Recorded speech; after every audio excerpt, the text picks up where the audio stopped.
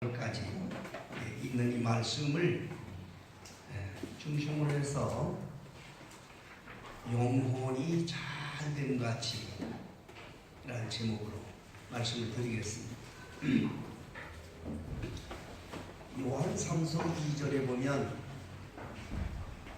사랑하는 자여 내 영혼이 잘됨 같이 네가 범사에 잘되고 강건하기를 원한다.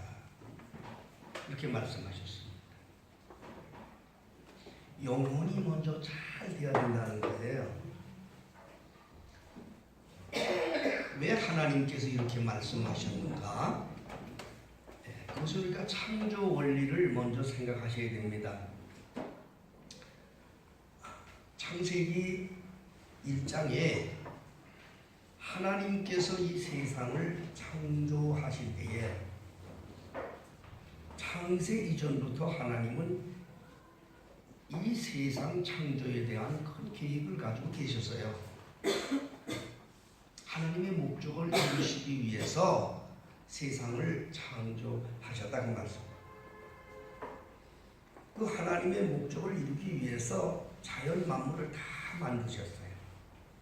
해도 달도 산천 초목들도 다 만드셨어요.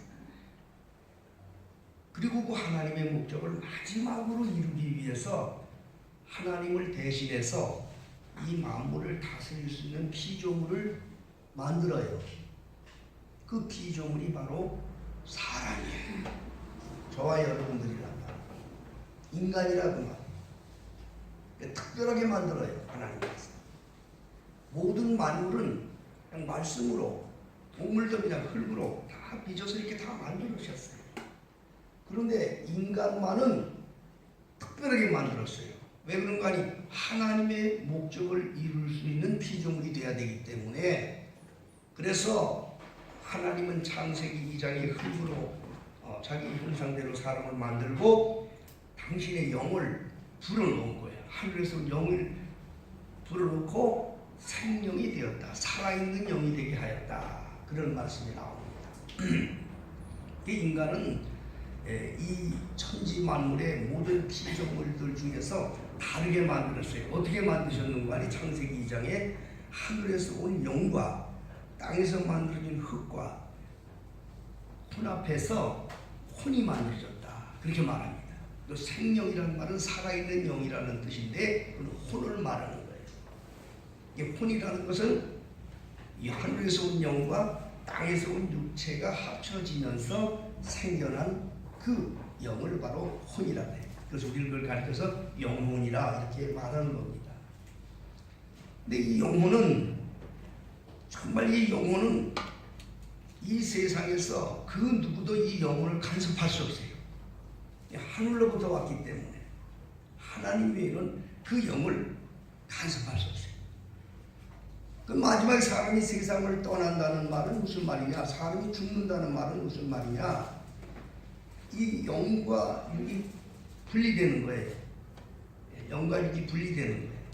인간의 영혼은 분리됨과 더불어서 어디로 가느냐? 하늘나라로 가요. 하늘나라. 그리고 짐승의 혼은 어디로 가느냐? 땅으로 가요. 짐승도 혼이 있어요. 짐승도 혼이 있습니다. 예. 자, 성경을 찾아볼까요? 전도서 3장. 전도서 3장. 우리 한번 찾아봅시다.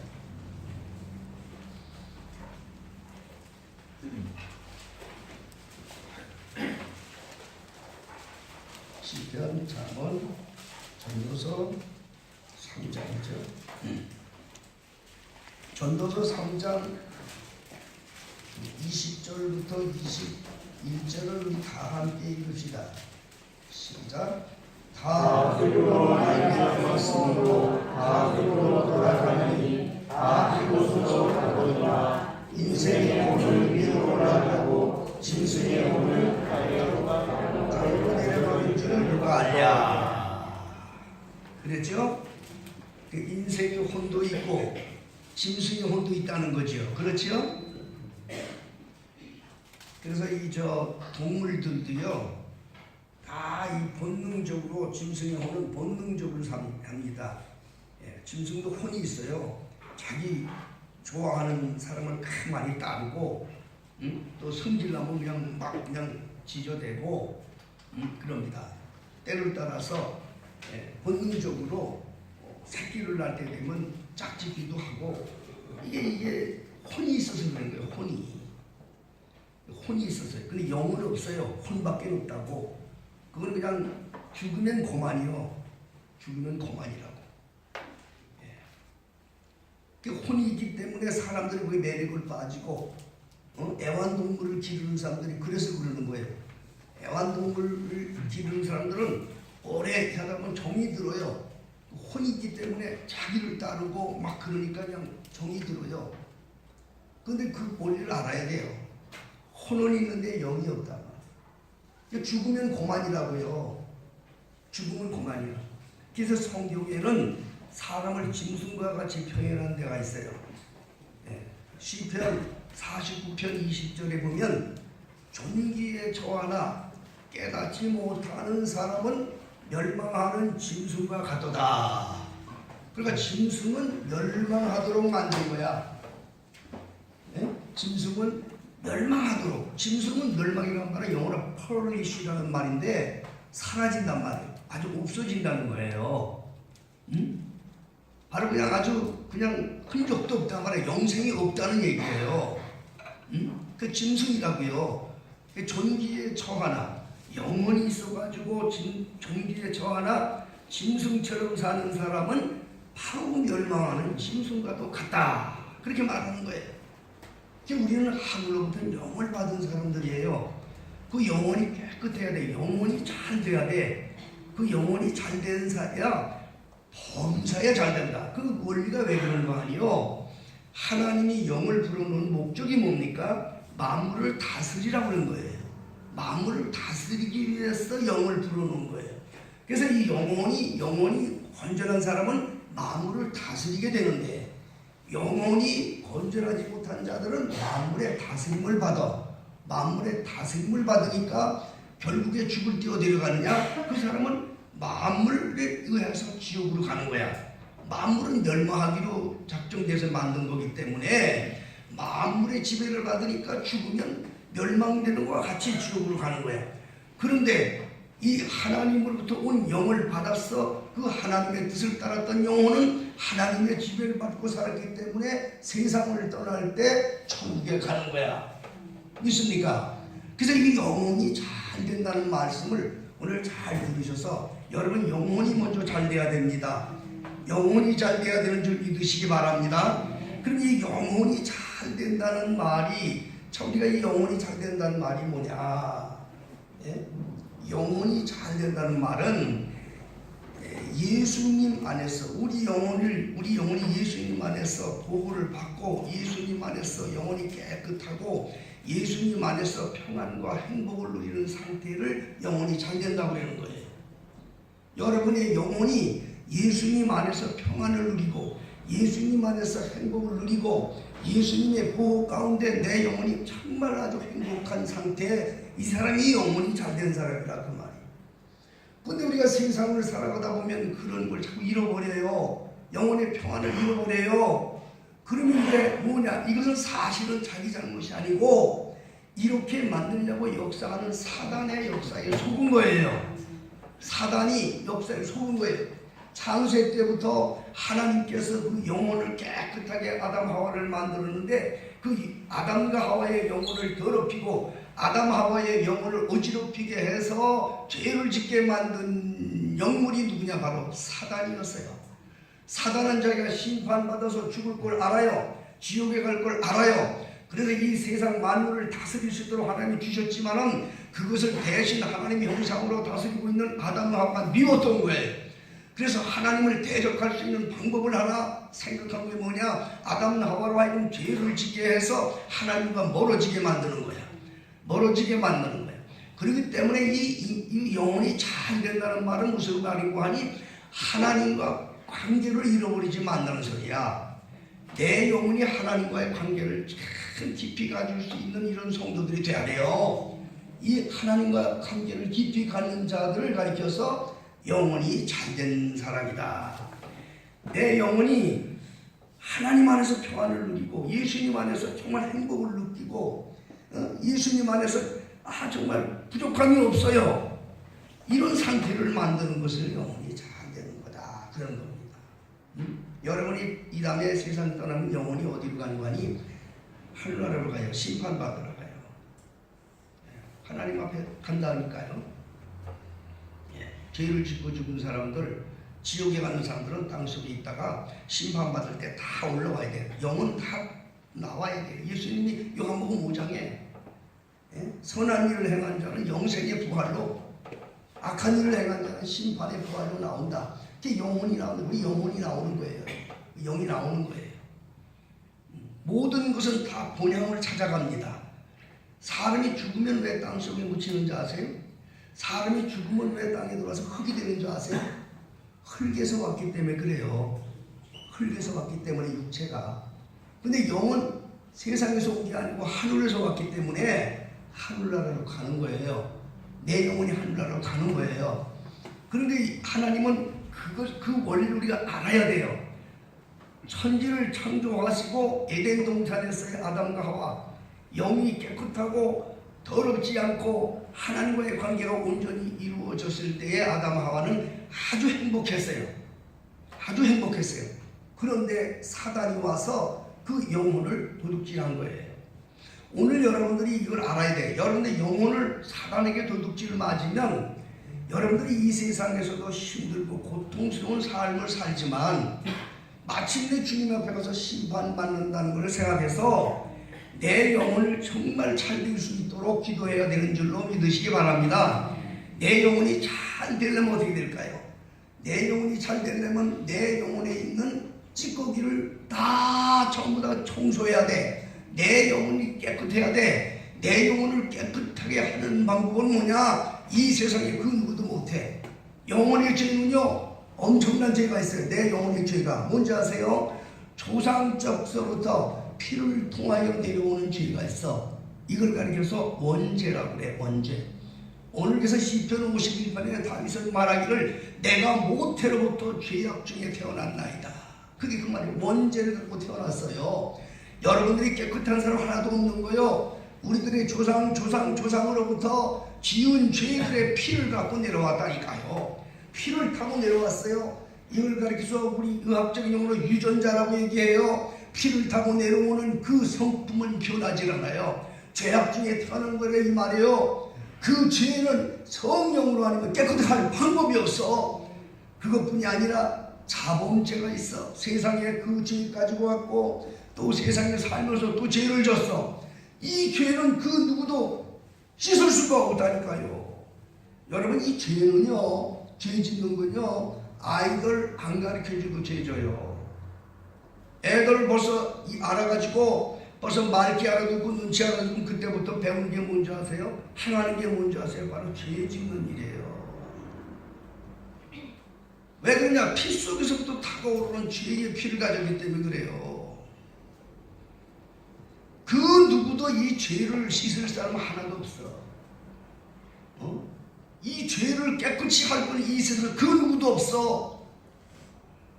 그런데 이게 깨끗해야 된다고 주님 말씀하신다니까. 응? 응? 이게 먼저 깨끗해야 된다고. 이 깨끗한 이 영혼을 가져야 모든 게 잘 풀린다고 말이야. 응? 그게 그 말이라는 거예요. 영혼이 잘 돼야, 범사가 잘 되고 강건한다는 말씀이 그 말씀이에요. 그럼 여러분들의 한번 영혼을 자기 스스로 한번 보세요. 내 영혼을 과연 어떻게 관리하고 있는가? 내 영혼, 가장 중요한 게 영혼인데 그 영혼을 깨끗하게 하는 방법, 이거를 주님은 성경에 말씀해 주고 있어요. 잘 들으셔야 돼요. 잘 들으셔야 돼요. 영혼을 깨끗해. 우리가 영생 얻고 정말 세상에 승리할 수 있는 이 근본적인 거, 영혼이 잘 돼야 모든 걸 잘 된다고 하는데 그 영혼을 깨끗게 하는 방법을 성경에 뭐라는지 아십니까? 그것은 예수님이 세상에 오셔서 선포하셨어요. 예수님이 오셔서 영혼을 깨끗하게 하라. 바로 해서 하나님께 바로 서라 하는 건 뭐냐? 바로 뭐냐? repent, 회개하라. 회개하라. 세례 요한이 광야에서 외칠 때 처음에 외친 것이 회개하라. 예수님이 이제부터 비로소 전파하기 시작하였으니 회개하라. 천국이 가까웠느니라. 제일 먼저 필요한 게 회개란 말. 이 회개란 말은 뭐냐? 하나님 아버지 잘못했어요. 내가 또 이런 죄를 졌어요. 이런 회개 1000번 100번 해서도 못 써요. 죄 짓고 죄 가운데 태어나서 죄 몸뚱이 때문에 죄 가운데 사는데 죄를 먹고 사는데 그거 맨날 해봐야 소용이 없어요. 회개는 그걸 얘기하는 게 아니에요. 회개라는 것은 우리의 영혼이 온전히 주님 안에 들어가는 거야. 내가 주님 안에 들어가는 거야. 항상 우리 목사님들한테 제가 우리 성도들 말씀드려요. 하나님의 소유는 뭐냐? 내 영혼이 하나님의 소유가 될 수 있는 고백을 가져야 돼. 정말 내 영혼이 하나님의 손에 있느냐? 내 영혼이 정말 예수님의 손에 있느냐? 이것은 삶 속에서 고백으로 나타나요. 우리 영혼을 하나님께 맡겨야 돼. 여러분 영혼은 누가 맡아줘요? 남편도 아내의 영혼을 맡아줄 수 없어. 육체는 맡을 수 있어도 아내도 남편의 영혼을 맡을 수 없어. 그 영혼은 그 누구도 책임질 수 없어요. 부모도 자식의 영혼을 책임질 수 없고 자식도 부모의 영혼을 책임질 수 없어요. 하늘과 땅 속에 이 고귀한 영혼, 하나님이 주신 이 고귀한 영혼을 누가 맡아주고 책임지겠습니까? 예수 그리스도밖에 없어요. 여러분이 내 영혼을 예수님 앞에 정말 드릴 수 있는 자가 되어야 돼요. 영혼을 맡긴 자는 하고 올 게 없어. 정말 영혼을 맡긴 사람들은요, 자기의 모든 걸 낫게 드려 주 안에 평안을 누려. 오라, 내게 오라. 수고하고 무거운 짐잔들아 다 내게로 오라. 내가 너를 편히 쉬게 하리라. 수고하고 무거운 짐을 뭐랍니까? 죄 가운데 죽어가는 사람들을 얘기하는 거예요. 예수님에게 오라. 영혼을 정말 예수님께 가라. 내가 이 땅에서 죄 많이 졌습니다. 아버지 이거 고백하지 않아도 알아요. 죄 있는 거를. 그렇기 때문에 회개라는 말은 온전히 예수님은 내 영혼의 주인이시고 나의 모든 것의 주인이십니다. 나의 모든 것을 주님께 드리나이다. 온전히 주님 품에 들여서 주님 안에 맡기는 것, 이걸 가리켜 회개라고 하는 거예요. 회개는 그게 회개예요. 지금은 그런 우리나라도 민주화가 돼가지고 군대도 민주화가 돼가지고 이제 그런 걸 아마 지금도 이제 그렇게 하는데도 꼭 있어요. 특별기관에서는. 그러나 이제 60년대, 70년대에 군대 하는 사람들 중에는요, 60년도 6.25가 바로 끝나고 나서 아주 전국이 혼란하고 그랬을 때 군인들을 그 사기를 돕아주고 그들을 보장해주고 해서 힘있게 나라를 위해서 충성하게 하기 위해서 이런 또 그런 구별된 특수부대들이 있었어요. 그 특수부대들은요, 계급장도 없어요. 그 특수부대들에게 어떤 권한을 주는 거 하니 세상에 이제 외출을 나가든지 이렇게 나갔을 때 술을 먹고 가서 무슨 일을 했다 하더라도 사람을 죽여서 형사고문을 내서 그런 거를 제해놓고는 무슨 죄를 져도 일단 부대만 들어와라. 그러면 다 책임진다. 이런 시대가 있었어요. 그러면 그 사람들은요, 아무도 못 건드려요. 혹 어디 가서 무슨 행패를 했다 하더라도 일단 거기를 벗어나서 부대만 들어가면 부대에서 다 해결해줘요. 그 실제 있었어요, 역사 속에. 바로 우리가 예수님의 품 안에 가는 게 거기에 있는 거예요. 여러분, 우리가 예수 안에 들어가는 그 자체가 회개고 예수 안에 있는 그 자체가 우리의 죄를 정결케 하는 거예요. 네? 예수 안에. 그래서 로마서 8장 1절에 그러므로 그리스도 예수 안에 있는 자들은 결코 정죄감이 없나니 이는 그리스도 예수 안에서 생명과 성령의 법이 죄와 사망으로부터 너를 해방시켰느니라. 이렇게 말한 거예요. 회개는 다른 거 아니에요. 잘못했습니다. 또 잘못했습니다. 이 정도는 죄 가운데서 죄를 먹고 사는데 그거 회개 얘기하는 거 아니에요. 내 영혼을 온전히 주님께 맡겼어. 내 영혼이 들어가는데 못 들어갈 게 뭐 있어요? 내 영혼이 온전히 내 영혼을 예수님께 맡기고 예수님 안에 보장할 수 있도록 그 안에 들어가는 거예요. 예수님의 소유가 되도록 고백하는 거예요. 그게 바로 영혼이 잘 되는 첫째 비결을 주님이 말씀하신 겁니다. 회개하라, 돌아와라, 회개하라, 돌이켜라. 세상에 있지 말고 하나님 나라로 가라. 세상에 있지 말고 그 영의 세계, 정말 주님이 보호하는 천국의 사람이 되어라. 이게 바로 회개라는 소리예요. 나는 우리 교회 성도님들이 온전히 주님의 품에 그 영혼을 맡기는 이런 성도들이 다 되시기를 예수 이름으로 축복합니다. 지금 세상은 점점 박해지거든요. 지금 세상은 점점 막혀져요. 영혼이 천국에 가는 사람들이요 다 되는 줄 아세요? 그렇지 않아요. 오늘의 말씀도 참 명심하게 들으셔야 됩니다. 우리 영혼이, 내 영혼이 주님밖에 없어. 주님만이 내 영혼을 책임질 사람이 없어. 그 영혼의 주인 되신 예수님에게 내가 맡기는 것처럼 안전한 게 없는 거예요. 그 예수님에게 내 영혼을 맡겼어. 내 모든 죄를 다 씻어주고 책임질 수 있도록 주님 앞에 서는 것. 이 사람이 그 영혼을 잘 되도록 관리하는 사람이다. 여러분 죄 짓고 나서 죄를 졌습니다. 이런 거 이거 벌써 이미 아는데 입으로 얘기한다고 알아. 주님이 온전히 주님께 내 영혼을 맡겨. 나는 주님의 것입니다. 살아도 주를 위해 살고 죽어도 주를 위해 죽습니다. 살아 죽으나 나는 주의 것입니다. 이걸 고백하세요.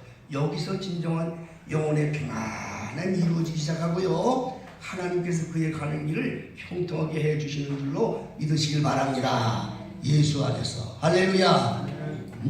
예수 안에서 영혼이 바로 편해. 그거예요. 영혼이 잘 된다는 말은 바로 이 영혼을 깨끗하게 하는데, 영혼을 깨끗하게 하는 방법은 다른 게 없다. 예수님 안에 가서 예수님이 책임져야지 누가 깨끗하게 해주겠어요. 내 노력으로도 안 되고 그걸로도 아무것도 안 돼요. 내 영혼을 깨끗하게 하는 분은 예수님밖에 없어요. 내 노력으로도 안 돼. 나의 수양으로도 안 돼. 예수 안에 온전히 모든 걸 맡기고 예수 안에서 살든지 죽든지 나는 주의 것입니다라고 고백하고 내 영혼을 맡길 때 예수님이 내 모든 죄를 깨끗하게 씻어주시고 보호해 주신다. 이 사람이 바로 영혼을 잘 되게 하는 사람. 두 번째로는 이 영혼이 예수 안에 있는 사람들을 그냥 놔둡니까? 마귀들이 그냥 놔두냐고요. 영혼이 잘 되려면 영혼이 강건해야 돼요. 오늘도 강건한 말이 나오지요. 강건해야 돼요. 강해야 돼요. 영혼이 어떻게 하면 강건하겠어요? 마귀는 다가와서 무엇로 다 우리를 자꾸 괴롭히느냐? 믿는 사람에도 자꾸 다가와서 뭘로 괴롭히느냐? 의심하게 만들어요. 의심하게 만들어. 말씀이 떨어져도 그 말씀을 못 믿게 해요. 그래서 의심하게 만들어서 지옥으로 끌고 간단 말이야. 예수님이 씨 부리는 자의 비유를 예수님이 설명하셨어요. 씨를 뿌리러 가는데 씨를 뿌는데 이렇게 씨가 네 군데로 떨어졌단 말이야. 돌짝 길가에도 떨어지고 돌짝밭에도 떨어지고 가시떨기도 떨어지고 옥토리도 떨어진다. 그 비유를 잘 들으셔야 됩니다. 말씀 다 듣는다고 예배당에 다닌다고 그거 있는 거 아니에요. 영혼을 여러분들이 관리를 잘 하라는 거야. 이 시간도. 예? 그 말씀을 들을 때에 어떤 사람은 그 말씀을 들을 때에 그 말씀을 정말 기쁨으로 들어. 그런데 기쁨으로 듣는데 뿌리가 없어서 환란이 오면 배반하는 사람이 있어. 그렇게 설명했다니까. 씨뿌린 자 비유. 응? 어떤 사람은 씨를 뿌렸는데 그게 뿌리가 내리지도 않아. 그러니까 마귀가 뺏어버려. 그리고 구원받지 못하게 만들어. 말씀을. 응? 어떤 사람은 돌짝밭에 떨어져가지고 이게 뿌리가 내리지도 못해. 응? 그러니까 기쁨으로 받았다고 뿌리가 없으니까 자라지 못하니까 바로 또 하나님을 배반합니다. 가시떨게 떨어진 거는 환란이 있으니까 열매를 못 맺고, 그런데 한 사람, 옥토에 떨어진 사람, 이 옥토에 떨어진 것처럼 한 마음을, 자, 그러니까 보세요. 씨를 뿌리는 자가 씨를 뿌릴 때 네 종류를 얘기했죠. 길가에, 또 돌짝밭에, 또 가시떨기에, 또 옥토에. 그게 무슨 뜻이겠어요? 말씀을 듣는 자들이 있지만 4명이 말씀 들으면 3명은 버림받는다는 거예요. 여러분 정신 차려야 돼, 안 차려야 돼? 정신 차려야지요. 지금 목사님이 전하는 말씀도 정신 차려서 보세요. 이거 영문을, 여러분들 영문을 건드리는 말씀이에요. 지금 제가 마귀는 그걸 알아요. 마귀는 영물이기 때문에 어떻게 너무 뒤에 간 걸 알아요. 그래서 이 옥토에 떨어진 사람은 옥토에 떨어진 사람의 마음을 그 종류를 아주 3가지를 말씀해요. 첫째, 옥토에 떨어진 자에 대한 말씀을 어떻게 성경에 말씀하고 있는 거 하니 누가복음 8장 4절과 15절에 보면 그렇게 말씀했어요. 좋은 땅에 떨어졌다는 말은 말씀을 좋은 마음으로 듣는다는 거예요. 좋은 마음으로. 그러면 뭐 우리가 다 악한 마음인가 무슨 뜻인가? 여기 좋은 마음이라는 말씀은 어린아이 같은 말씀을 말해요. 오늘 우리 어린이 주일인데요. 어린이들은 우선 이게 단순하잖아요. 어른들은 세상을 많이 살아서 경험이 많기 때문에 뭐 이렇게 자기 따지고 자기 생각을 하지만 어린아이들은 그냥 배치장 같으니까 심어주는 대로 그냥 듣는 거예요. 이게 좋은 마음이라는 것은 말씀을 받을 때 좋은 마음으로 아무 의심 없이 그 말씀을 받는다는 거예요. 그리고 그 말씀을 지키는 거예요. 좋은 마음으로 듣고 그 말씀을 지켜요. 순종해요. 그리고 여기 가장 중요한 말씀인데 뭔가니 인내로 결실한다는 거예요. 인내로 결실한다는 거예요. 참을 줄 알아야 돼. 정말 우리 좋은 영혼들은요, 하나님으로부터 이 정말 좋은 영혼을 갖고 세상에서 정말 승리할 수 있고 하나님의 은혜를 받아 복종하기 때문에 복에 대한 얘기하지만 정말 복을 받으려면 인내할 줄 알아야 돼. 인내할 줄 알아야 돼. 가장 특징이 뭔지 아세요? 이 영혼이 강건한 사람은요, 인내할 줄 알아요. 뭘로 인내하느냐? 하나님의 말씀으로 인내하는 거야. 하나님의 약속의 말씀으로. 보이는 게 없어. 하나님의 약속의 말씀. 그 하나님의 말씀으로 인내하고 그 하나님의 말씀으로 모든 걸 강하게 강한 마음을 가지고 나가고 그거예요. 예? 여러분 민수기 14장에 여호수아와 갈렙은 말입니다. 정탐꾼으로 가나안 땅에 갔다 오니까 그 사람도 똑같이 봤어요. 땅은 좋은데 거기에 원주민이 키가 장대를 갖고 어마어마해요. 정말 하는 게 아니라 거기 우리가 점령하고 싶지만 거기 있는 원주민들에게는 싸움이 안 될 것 같은 거예요. 같이 보고 왔어요. 그런데 여호수아 갈렙에게는 하나님의 약속이 있었다고요. 그 땅을 내게 주리라는 약속이 있었다고요. 여러분 약속은요 모든 걸 초월하는 거야. 환경을 초월해서 내가 믿는 거야. 이게 좋은 땅에 떨어진 사람을 얘기하는 거예요. 그 환경을 초월했어. 10사람이 다 부정적으로 얘기하고 죽는다고 통곡하고 온 이스라엘을 우울증을 걸리게 만들었어. 그러나 이 여호수아와 갈렙은 가슴에 옷을 찢어가면서 아니다 외쳤어. 그걸 누가 봤느냐? 하나님이 보신 거야. 하나님이. 여러분, 여러분의 모든 삶을 하나님이 보시고 계시다는 것을 잊어서는 안 돼. 말 한마디도 하나님이 듣고 계신 걸 알아야 돼. 하나님 앞에서 한 것처럼 해야 돼. 그 여호수아 갈렙이 그런 믿음을 가졌거든요. 여러분 우리 베델교회라는 이름은요, 제가 강도사 시절 목사가 되기 전에 금식을 기도하며 대축을 놓고 기도할 때 저기 강원도 초론에 가면 대한수도원이라고 있는데 그 대한수도원에서 금식을 20일간 금식하며 기도할 때 하나님께서 창세기 28장을 펼쳐 보이면서 주신 약속의 말씀이었어요. 네. 기름을 부어주면서 환상 중에 기름을 부어주면서 교회 이름을 베델로 주는 이유를 창세기 28장 야곱이 삼촌집을 향해 가다가 돌베개를 메고 잠을 잘 때 하늘문에서 환상이 보이면서 말씀해 준 그 말씀이었어요. 세 가지였어요. 내가 너와 함께 하겠다. 제일 먼저 그거예요. 내가 너와 함께 하겠다. 어디로 가든지 내가 너와 함께 하겠다. 그리고 내가 네게 허락한 걸 다 이루기까지는 내가 너를 떠나지 아니하리라. 이것이 바로 야곱에게 한 하나님의 약속이었고 그때 주신 이름이 베델이었어요. 그곳이 베델이었기 때문에 제가 그 이름을 베델이라는 이름을 가지고 하나님이 시작한 교회를 시작한 거예요. 여러분 지금까지도 많은 분들이 어렵고 많은 교회를 개척했지만 우리 베델교회처럼 개척한 분들은 그렇게 흔하지가 않아요. 우리 교회 개척한 그 모습을 아마 아는 분은 우리 여기저기 있는 김장로님은 아마 아실 거예요. 김장로님 그 당시 구경하고 계셨으니까. 그런데 그 당시에 저와 같이 교회를 했던 우리 신학 동창들 동문들이 몇십 명이 됐지만 거의 다 포기하고 세상 길로 나간 분들이 많아요. 왜냐? 하다가 못하는 거예요. 예배당은 못 짓는 거야. 결국에는 임대로 하다가 버티지 못하다가 문 닫는 거야. 지난 한 해 동안에도 우리 시찰에만 우리 노예 시찰에서만 12개 교회 중에서 2개가 문을 닫았어요. 그만큼 이 땅에서의 땅을 사고 건물을 짓고 이 건물을 갖고 예배당하기가 쉽지가 않아. 물론 돈이 있어서 돈을 하는 사람도 많이 있어요. 그러나 정말 하나님의 은혜와 능력을 가지고 하나님이 주시는 힘을 가지고 이렇게 한다는 것은 이건 쉬우지가 않아요.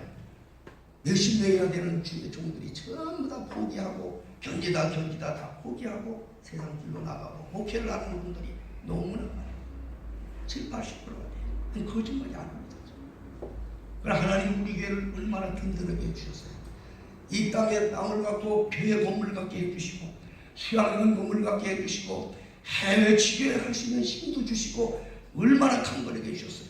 이것이 하나님이 하신 일이지 어떻게 제가 일을 했겠습니까? 그때부터 하나님이 제게 주시는 말씀은 바로 그 말씀이었던 거예요. 내가 너를 떠나지 않고 내가 너와 함께하고 내게 다 이루기까지 결코 내가 너를 떠나지 아니하리라. 야곱에게 말씀했던 그 말씀이 내 마음을 꽉 잡고 있었던 거예요. 그러니까 뭐 얼마나 내 영혼이 강건한지. 예, 한 번은 기도원을 갔어요. 그때도 기도원에 가서 하는데 지금은 기도원들이 사람들이 안 모인대. 그때만 해도 기도원들을 많이 목사님들이 가고 주기종들이 갔는데 제가 기도원을 갔어요. 한 방에 있는 한 방이 있는데 거기에 목사님들이 몇 분이 같이 있어요. 사람들이 많이 가. 한 5분 정도 이제 한 방에서 기도하고 기도하면서 그 있었는데 거기에서 한 사람이 나중에 들어왔어요. 목사님이라는 분. 그래 들어오더니 딱 앉아서 벽에 기대서 눈을 지그시 감고 있더라고요. 우리 네 분을 목사님들은 서로 은혜를 나누면서 막 그냥 이렇게 앞으로 어떻게 잘하는 얘기하는데 이 양반은 눈을 지그시 감고 말을 안 해요. 그러더니 이 사람이 어디서 굉장히 고도로 신령한 사람이 들어왔구나 이렇게 생각하고 있는데 아닌 게 달라 조금 있더니 눈을 딱 뜨더니 입을 열어 가라사대 나하고 이름을 묻는 거예요.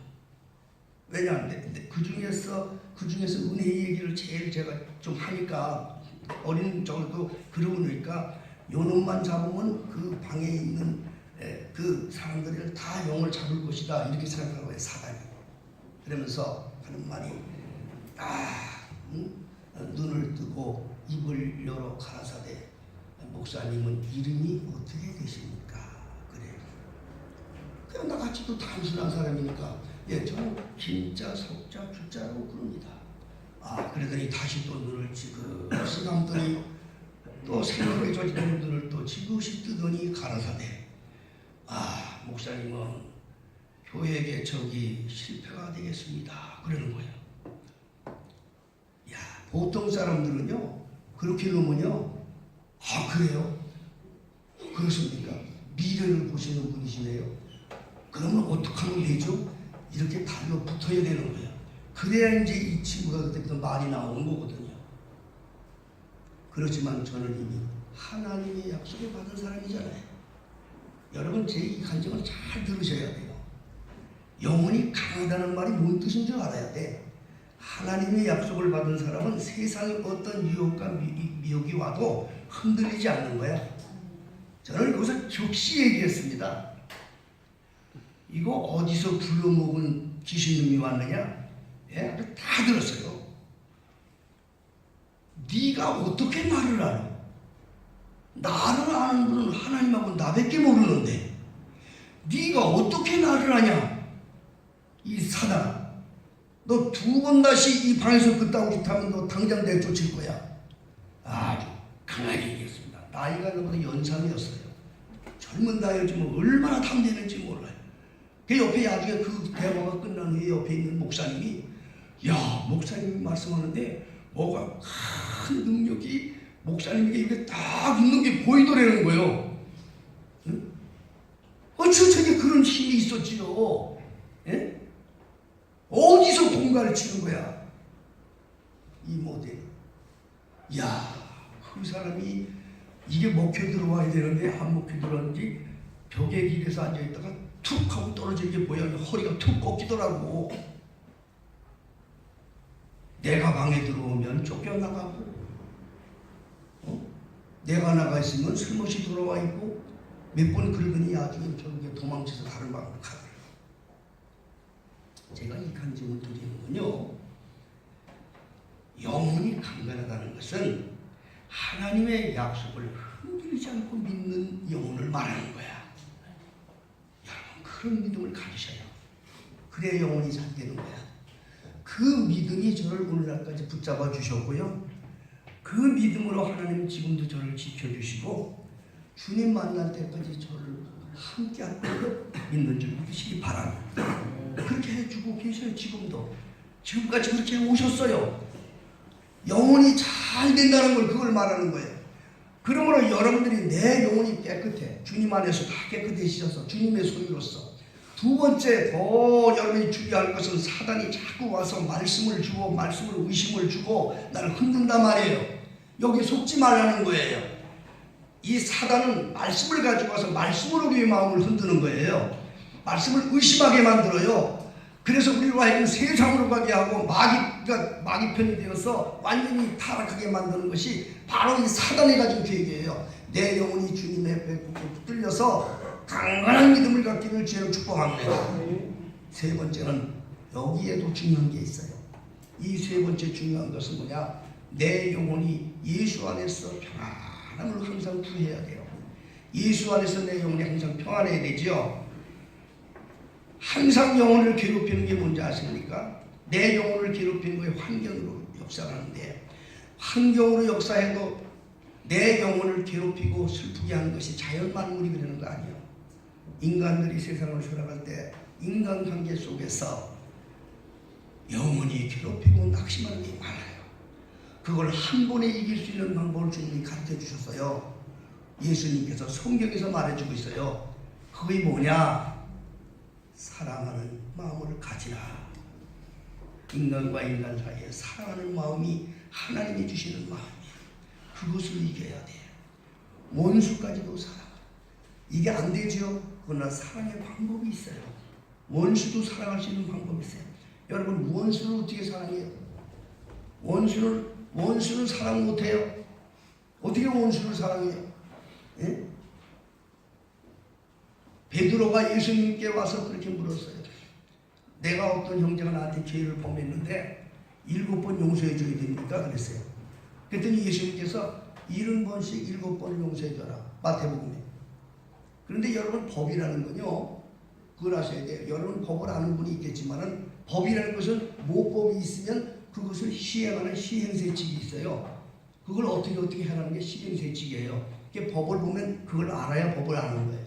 근데 성경도 예수님이 그렇게 말씀하셨어요. 마태복음에는 그냥 무조건 내가 형제가 죄를 지면 그 형제를 70번씩 7번씩 용서하라고 그랬는데, 누가복음에는 어떻게 예수님 말씀하는 거니? 형제가 죄를 져서 와가지고 용서를 구할 때 용서해 주라 그랬어. 용서를 구하지 않는 건 용서해줘야 돼, 말아야 돼? 안 해주는 거야. 이정남 선생님이 아주 그냥 굉장히 그냥 아주 자신 있게 대답해. 그렇죠. 그게 있어요. 마태복음에, 누가복음에 예수님이 말씀하시기를 형제가 죄를 졌어. 그럼 그 형제가 죄를 지면 한번 찾아봅시다. 누가복음 17장. 아주 찾아서 봅시다. 그렇게 대답이 될 것 같아요. 누가복음 17장.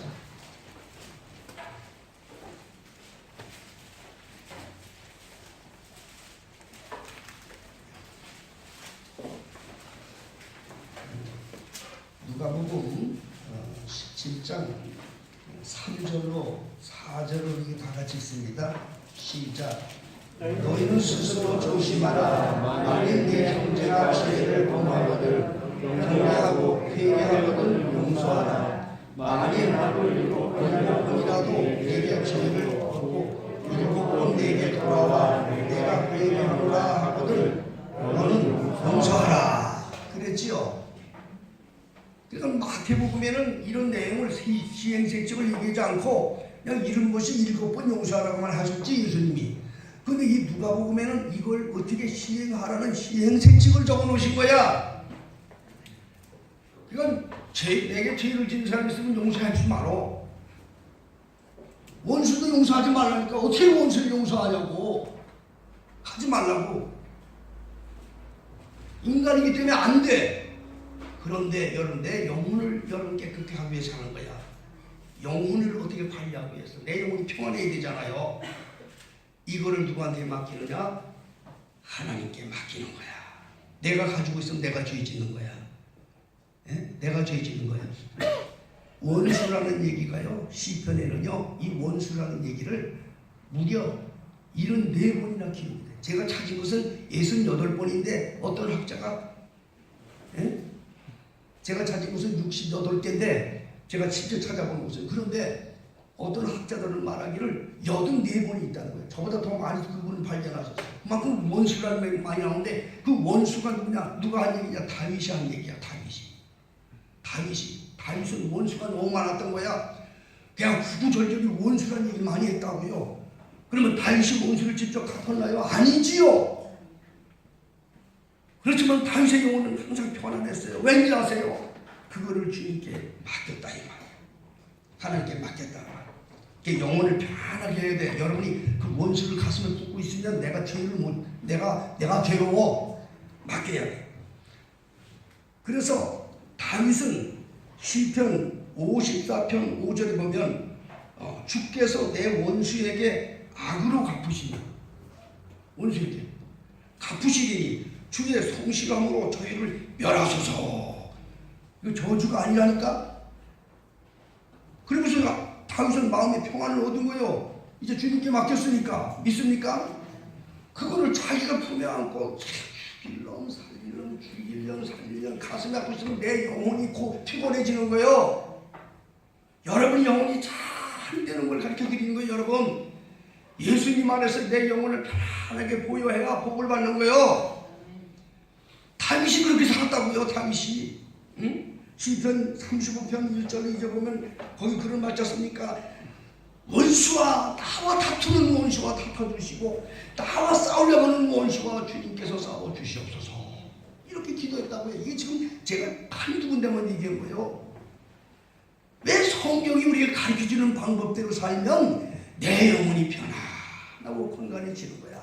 성경은 그걸 가르쳐주고 있어요. 내 영혼이 건강한 법을 가르쳐주는 거예요. 회개하라. 말씀에 굳게 서라. 내 원수에게 다투지 마라. 원수가 풀리고 네가 하지 마라. 탄에게 맡겨라. 이 영혼 평안한 방법을 가르쳐 주는 거예요.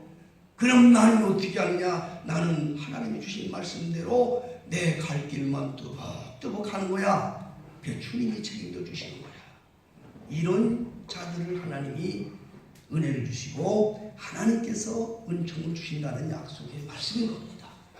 사랑하는 자여, 내 영혼이 잘된 처럼 네가 잘 되고 강건하기를 내가 원한다. 여러분, 영혼이 잘 되어야 되는 거예요. 육신이 잘 되는 건 그게 아무 소용이 없어. 영혼이 잘 되면 하나님이 범사를 잘 되게 하고 평강의 길로 인도한다는 것을 잊지 마시고, 우리 베들교회 성도님들 우리의 영혼을 주님 품에 붙들려서 주님 안에서 진정한 강건함을 얻고 평안함을 구해서 승리하기를 우리 주의 이름으로 축복합니다. 예. 찬송가, 그래서 제가 아주 좋은 495장 찬송을